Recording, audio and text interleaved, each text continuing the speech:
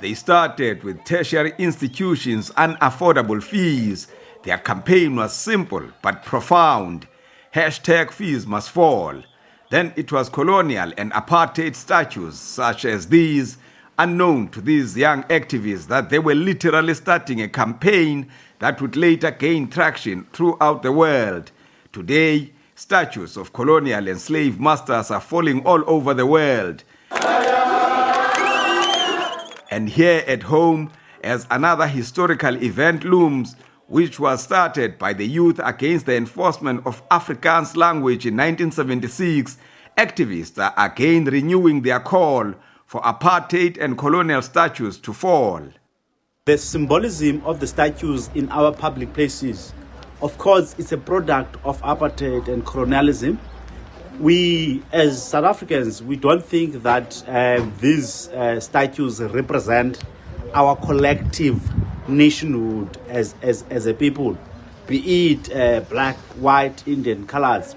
It does not represent us. Therefore, as we have done in 2015, that we do not want these statues must come to an end. Therefore, we are saying Rhodes must fall in gardens, border must fall in front of Parliament. These statues are found all over the country.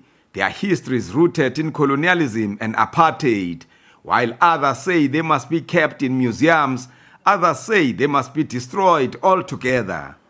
What we ought to be doing as the black generation, as black people, we ought to be organizing and making sure that we blast, destroy, pull down all these statues. We should not be asking for any permission from anyone, from any government. These governments are not for the people, and certainly, as they have proven, they're not for black people. We ought to be bringing them down.